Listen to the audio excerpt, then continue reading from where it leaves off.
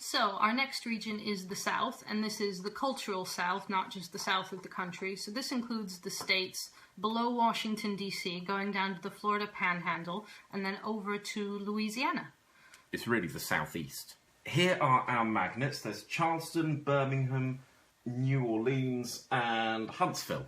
Okay, so plus sides of the region. This was the cheapest region. Cheap housing, cheap fuel, everything was cheap. I think we managed to get a gallon of regular gas for $1.87. That's good. If you like country music, this is the place to go. It's not only got the home of country music, Nashville, it also has it on all of the radio stations all of the time. That's good for country music fans. The other thing is, because of what we're learning is a diaspora from California, there are tech companies moving to the south. There's Red Hat, which I don't think it moves to the south, in Raleigh. There's also some tech companies moving to Charleston.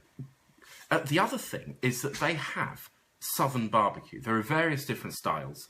It is absolutely delicious if you like barbecued stuff. They have competitions in their service stations. Instead of just having sausages, which the Midwest has, they have like roast pork and all that kind of thing, and it's really nice. I think I prefer that to most of the other service station or truck stop cuisines. One of our best meals in the entire country was pulled pork in Memphis, Tennessee. Pulled pork is terrible in most of the country because they do it wrong, but they do it right in Tennessee. So the downsides of the South are it is extremely poor. The poverty is very, very visible. Even though they were friendly, a lot of people we spoke to had not only never left the South, but they hadn't really explored the region. So asking them what it's like to live in a particular area was perceived as a strange thing to ask.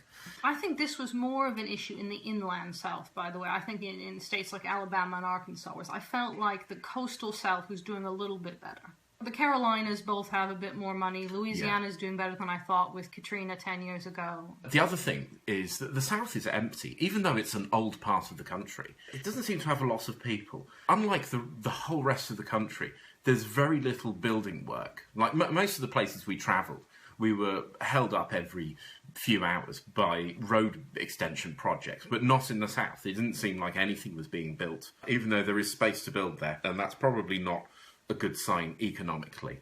The other thing is the weather. It's extremely humid, and that's okay on the coast if you're on a beach, and they do have beaches and they're very nice, but inland that felt quite oppressive. Mississippi and Arkansas in particular, that inland southern weather was not for me. Yeah. Something I thought I would see but didn't really see is there are very few of those Confederate war flags. I think there's an impression that they're everywhere. We saw almost none of them. We went all over the place in the South. We went to every state. They were so notable that most of the ones that we did see are on our Instagram. So if you want to go count, that's how many we saw.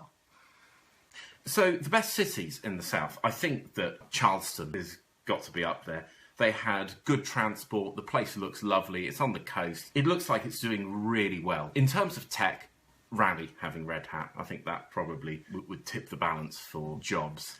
Louisiana was doing better. I thought even though it had been hit by that hurricane, it was doing well. Like New Orleans seemed to be doing okay. And Lafayette, I think that was much more livable. Yes, that seemed like a more family-friendly part of Louisiana. And people there were very friendly. They were still very French, which surprised me. But the culture was very French. They were very warm, very open people. I'm not sure we'd be into hunting alligators with them, but they're still very fun people. Another place that was nice, but maybe not for us, is Nashville, Tennessee. Now, we're not big country fans, so living in the capital of country could be a bit abrasive. That said, it's very rich. It might be the richest city in the South, certainly one of them. There's lots of industry aside from country music there, and it seemed to be doing fantastically. So that was the South.